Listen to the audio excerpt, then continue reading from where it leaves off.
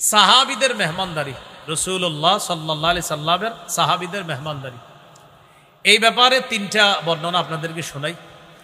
সহিহ বুখারীর বর্ণনা 3798 নম্বর হাদিস। এই হাদিসের মধ্যে আসছে عن أبي هريرة رضي الله تعالى عنه قال أن رجلا أتى النبي صلى الله عليه وسلم। আবু হুরায়রা রাদিয়াল্লাহু তাআলা আনহুর বর্ণনা, এক মেহমান নবীর কাছে আসলেন। আসার পর ফাবাআথা ইলা নিসাইহি, রাসূলুল্লাহ সাল্লাল্লাহু আলাইহি সাল্লাম তার স্ত্রীদের কাছে খবর পাঠাইলেন ঘরে মেহমানদারি করার মতো কোনো খাবার আছে কিনা এই কথা জানার জন্য সব বিবিদের ঘরে খবর পাঠাইলেন। ফাকুলনা মা ইনদানা ইল্লাল মা, সব বিবিরা খবর পাঠাইলেন আমাদের সবার ঘরে পানি ছাড়া আর কিচ্ছু নাই। সমস্ত বিবিদের ঘরে পানি আছে, আর কিচ্ছু নাই।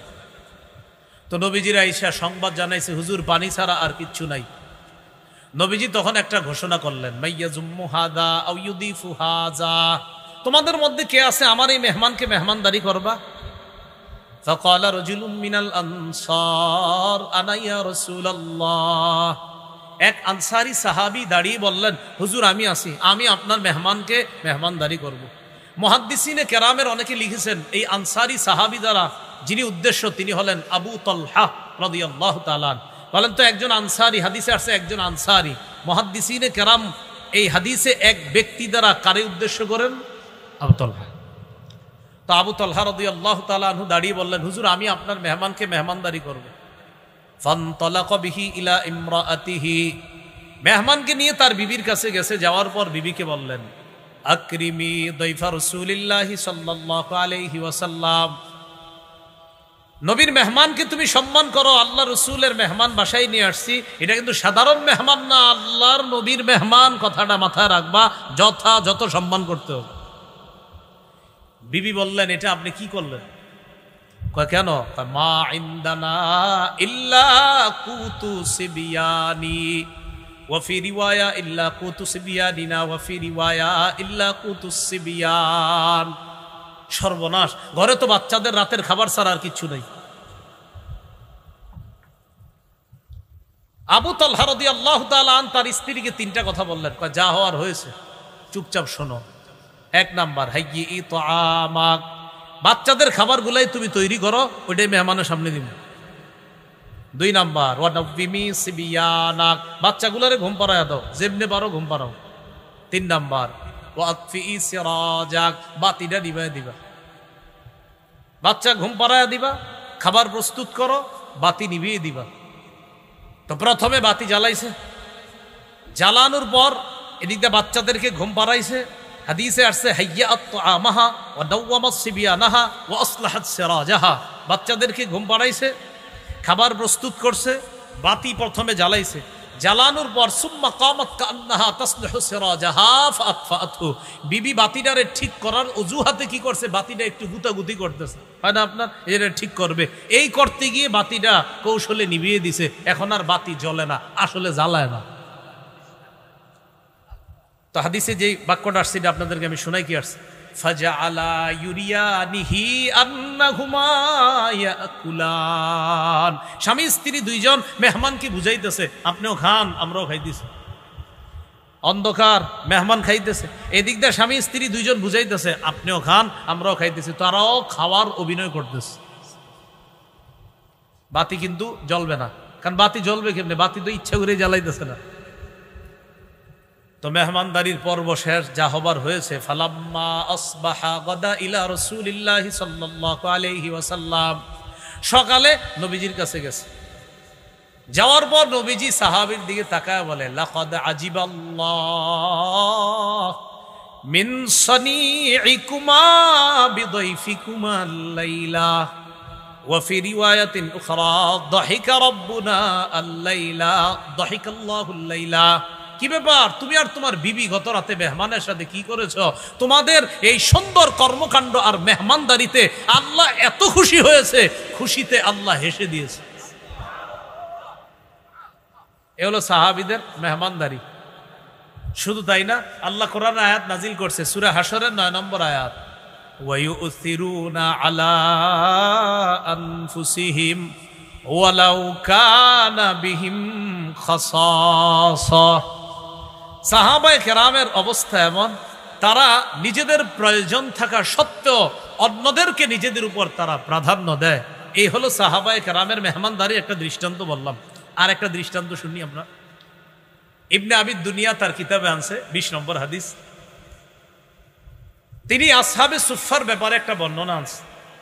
আসহাবে সুফফা হলো মদিনায় নবীজি সাল্লাল্লাহু আলাইহি সাল্লামের প্রতিষ্ঠিত মাদ্রাসা, মাদ্রাসাতুস সুফফার ছাত্ররা। তাদেরকে আসহাবে সুফফা বা আহলুস সুফফা বলা হয়।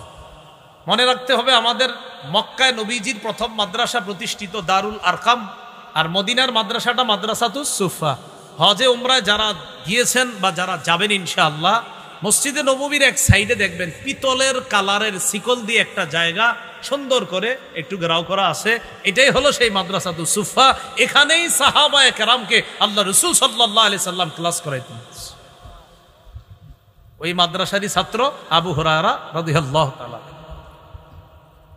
তো তিনি মুহাম্মদ ইবনে সিরিন থেকে একটা বর্ণনা, সেই বর্ণনা আসছে, কানা আহলুস সুফফাতি ইদা আমসাও, নবীজির ছাত্ররা আহলুস সুফফা বা আসহাবে সুফফা বাসী তারা যখন রাত হইতো, ফানতালাকার রাজুলু বির রাজুল ওয়ার রাজুলু বির রাজুলাইন ওয়ার রাজুলু বিল খামসা।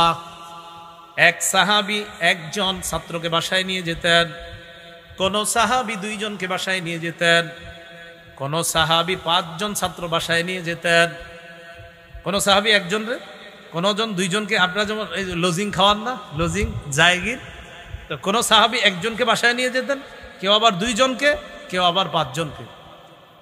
ওয়া আম্মা সাদ ইবনে উবাদা ফাকানা ইয়ানতালিকু বিসামানিনা কুল্লা লাইলা।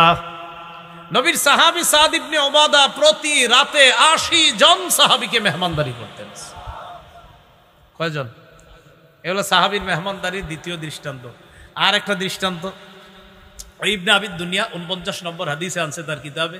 ইবনে ওমর রাদিয়াল্লাহু আনহুমার বক্তব্য, আন আব্দুল্লাহ ইবনে ওমর রাদিয়াল্লাহু তাআলা আনহুমা আহাব্বুত তাআমি ইলাল্লাহ মা কাসুরাত আলাইহিল আইদি। যেই খাবারের মধ্যে সবচেয়ে বেশি হাত পড়ে, এই খাবার আল্লাহর কাছে সবচেয়ে পছন্দনীয়। অর্থাৎ যেই খাবারে মেহমান বেশি হয়, ওই খাবার আল্লাহর কাছে সবচেয়ে পছন্দনীয়। এইগুলো আলোচনার 3 নম্বর আলোচনা। 1 নম্বর মেহমানদারি কোন নবীর সুন্নত, 2 নম্বর আমাদের নবীর সুন্নত, 3 নম্বর সাহাবায়ে কেরামের সুন্নত, 4 মেহমানদারির গুরুত্ব। এই ব্যাপারে আপনাদেরকে কিছু বর্ণনা শোনাই। মেহমানদারির গুরুত্ব সম্পর্কে শুধুমাত্র কয়েকটি হাদিস আমরা শুনলে বুঝে আসবে মেহমানদারির কি পরিমাণ গুরুত্ব। সহিহ বুখারীর 6475 নম্বর হাদিস। এই হাদিসের মধ্যে আসছে, قال رسول الله صلى الله عليه وسلم من كان يؤمن بالله واليوم الآخر।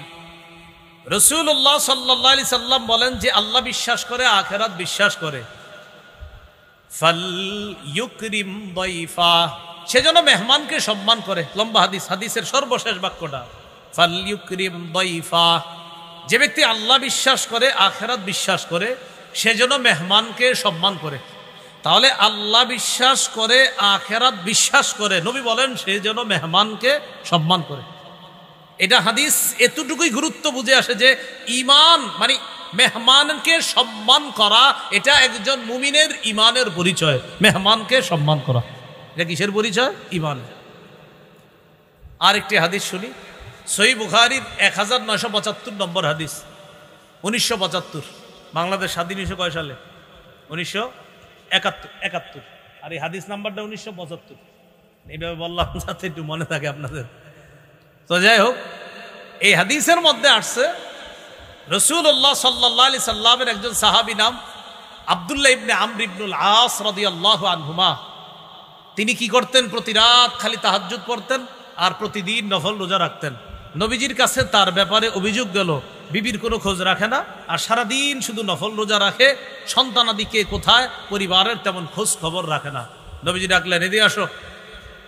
ডাকার পর বললেন, কি ব্যাপার? আমার কাছে এই সংবাদ আসছে, আন্নাকা তাকুমুল লাইলা ওয়া তাসুমুন নাহার, তুমি সারা রাত নফল পড়ো আর সারা দিন নাকি রোজা রাখো, কথা সত্য? জি হুজুর, আসলেই সত্যি কথা, আমি খালি রাতের বেলা নামাজ পড়ি, দিনের বেলা রোজা রাখি। নবীজি বললেন, আজকে থেকে এটা করবা না। নবী কিছু কথা বললেন, আমরা সবাই মনে রাখবো কথাগুলা। নবীজি বললেন, সুম ওয়া আফতির ওয়া কুম ওয়া নাম। রাসূলুল্লাহ সাল্লাল্লাহু আলাইহি সাল্লাম বললেন, সুম, মাঝে মাঝে নফল রোজা রাখো, ওয়া আফতির, মাঝে মাঝে নফল রোজা রাখো না, ওয়া কুম, রাতের কিছু অংশে তাহাজ্জুদ পড়ো, অনাম, কিছু অংশে ঘুমাইবা। এর মানে নফল রোজা মাঝে মাঝে রাখবা, মাঝে মাঝে রাখবা না।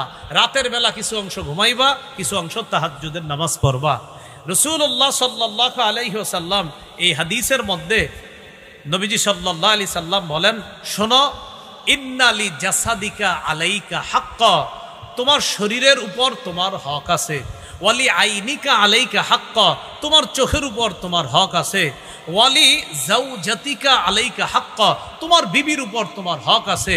ওয়ালি জাউরিকা আলাইকা হাক্কা, তোমার মেহমানের উপর তোমার হক আছে। তুমি যদি সারাদিন নফল রোজা রাখো, মেহমানের হকটা আদায় করবে কি? মেহমানের মেহমানদারি করতে গেলে, মেহমান আগের যুগে আপনার আরবের মেহমানরা আপনার, এটা তো সাধারণত আপনার মেহমান, ইন্না লিল্লাহি ওয়া ইন্না ইলাইহি রাজিউন, আল্লাহ সহজ করে দেন। সবাই ইস্তেগফার করি, আস্তাগফিরুল্লাহ আস্তাগফিরুল্লাহ আস্তাগফিরুল্লাহ আস্তাগফিরুল্লাহ আস্তাগফিরুল্লাহ, আল্লাহ সহজ করে দেবেন ইনশাআল্লাহ। আস্তাগফিরুল্লাহ আস্তাগফিরুল্লাহ আস্তাগফিরুল্লাহ আল্লাযী লা ইলাহা ইল্লা হুয়াল হাইয়ুল কাইয়্যুম ওয়া আতুবু ইলাইহি, লা হাওলা ওয়া লা কুওয়াতা ইল্লা বিল্লাহ। আস্তাগফিরুল্লাহ আস্তাগফিরুল্লাহ। আলহামদুলিল্লাহ বলি সবাই। কোথায় ছিলাম? মাশাআল্লাহ। ওয়ালি জাউরিকা আলাইকা হাক্কা, তোমার মেহমানের উপর তোমার হক আছে। তো দেখেন, এখানে রাসূলুল্লাহ সাল্লাল্লাহু আলাইহি সাল্লাম মেহমানের হক, এই গুরুত্ব বুঝাইতে গিয়ে এক সাহাবীকে বলতেছেন, তুমি সবসময় নফল রোজা রাখবা না, তোমার জন্য এতটুকুই যথেষ্ট, তুমি প্রতি মাসে 3টা নফল রোজা রাখবা, 13, 14, 15। আরও যদি বেশি তুমি রাখতে চাও, তাহলে দাউদ নবীর নফল রোজাটা রাখতে পারো। তিনি একদিন নফল রোজা রাখতেন, একদিন নফল রোজা রাখতেন না, অর্থাৎ একদিন রোজা রাখতেন, পরের দিন আবার রাখতেন না, আবার পরের দিন রাখতেন, আবার পরের দিন রাখতেন না। সর্বোচ্চ তুমি এটা করতে পারো। হাদিসে মেহমানের গুরুত্ব বুঝাইতে গিয়ে আল্লাহর রাসূল ধারাবাহিক নফল রোজা রাখতে তার এক সাহাবীকে নিষেধ করলেন। আরেকটি হাদিস শুনি, আবু দাউদের বর্ণনা, 3750 নম্বর হাদিস। এই হাদিসের মধ্যে আসছে, قال رسول الله صلى الله عليه وسلم ليلة الضيف حق على كل مسلم, অন্তত এক রাত মেহমানদারি করা প্রত্যেকটা মুসলমানের উপর কর্তব্য। তোমাদের কারো বাড়ির আঙিনায় যদি কেউ মেহমান হয়, ফাহু আলাইহি দাইনুন, দেখেন কেউ যদি মেহমান হয়, এই যে এইভাবে নবী, যে ওই ব্যক্তি ঋণ পরিশোধ করা যেমন তার উপর কর্তব্য হয়ে যায়, মেহমানকে মেহমানদারি করা তার উপর তেমন কর্তব্য হয়ে যায়। ঋণ পরিশোধ করার মতো কর্তব্য হয়ে যায় মেহমানের মেহমানদারি করা। এই হাদিসে মেহমানদারিকে রাসূল ঋণের সাথে তুলনা করলেন। এখান থেকে হাদিসের গুরুত্ব বুঝে আসে, মেহমানদারির গুরুত্ব বুঝে আসে। আরেকটা হাদিস শুনি, সহিহ বুখারীর, এটা একটু আপনাদের হাসি উঠবে শেষের দিকে, দেখেন কি বলে। 6137 নম্বর হাদিস বুখারীর, কিতাবুল আদাব, আচার ব্যবহার, এই অধ্যায় ইমাম বুখারী হাদিস আনছেন। সাহাবায়ে কেরাম নবীজির কাছে আসছে, আসার পর অভিযোগ করলেন, হুজুর অমুক এলাকায় গেছি আমরা, আমাদেরকে তারা মেহমানদারি করে না।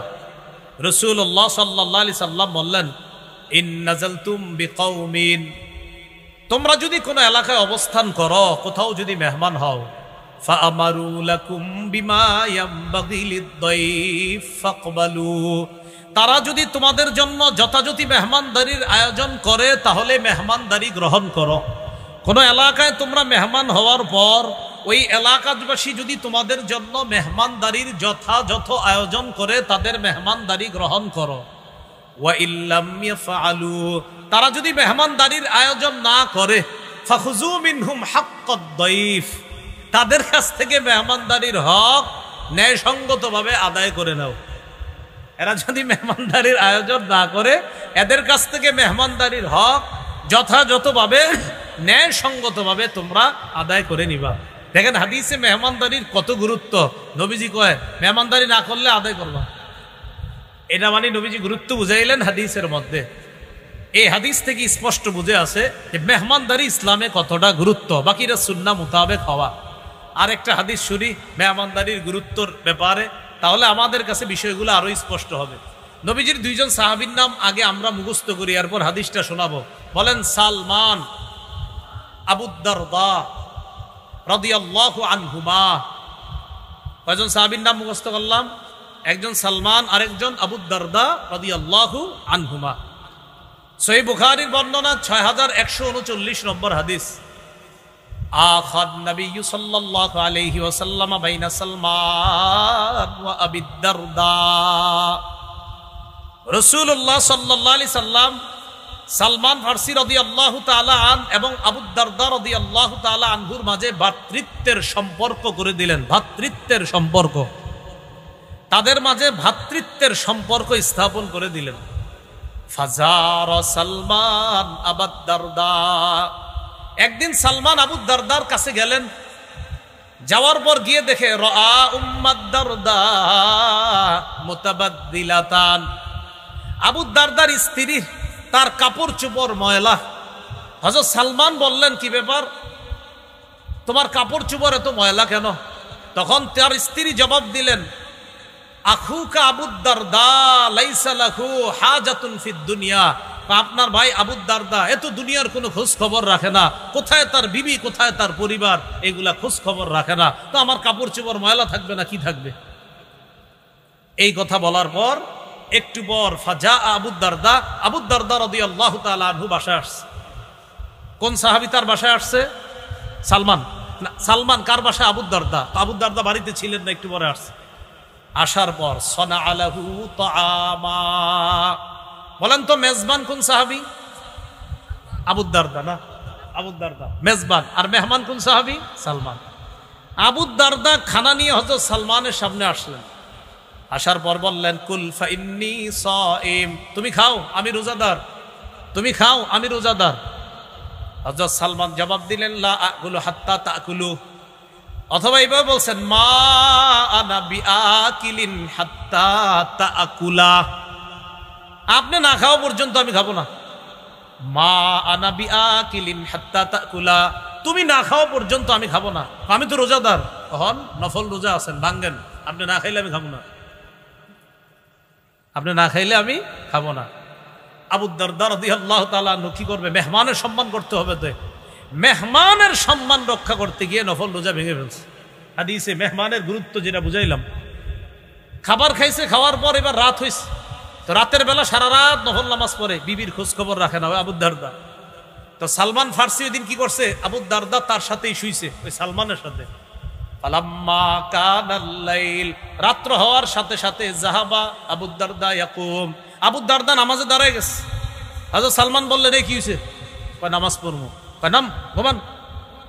তো ঘুম পাড়ায় দিস। ঘুম পাড়ানোর পর একটু পরে ঘুমায় আবার উঠছে। ওঠার পর সালমান ফারসি বলেন, কি হয়েছে? কয় নামাজ পড়বো। কয় নাম, ঘুমান। এ নাম মানে আপনার আবার নাম বাংলা নাম বুঝছেন না, নাম আরবি। আরবির বাংলা মানে ঘুমানো। হ্যাঁ, এই নাম মানে আরবি। আমরে হাজির ওয়াহিদ মুজাক্কার হাজিরের সিগা। নাম মানে ঘুমানো, তো নাম, আপনি ঘুমান। তো আবার ঘুমাইছে। ঘুমানোর পর ফালাম্মা কানা আখিরুল লাইল, যখন শেষ রাত হলো, তখন দুই সাহাবী দাঁড়িয়ে সাল্লায়া তাহাজ্জুদের নামাজ আদায় করছে। এবার দেখেন ঘটনা যা হওয়ার হয়েছে। সকাল হওয়ার পর আবু দারদা রাদিয়াল্লাহু তাআলা নবীজির কাছে গেছে। কে গেছে? মেহমান না মেজবান? মেজবান। যাওয়ার পর বলতেছে, হুজুর এরকম এরকম, আমি রাতে নামাজ পড়ি, দিনে রোজা রাখি। আপনার সাহাবী সালমান দিনের বেলা আমার নফল রোজা ভাঙাইছে, আর রাতের বেলা গত রাতে আমার নামাজ পড়তে দেয় নাই।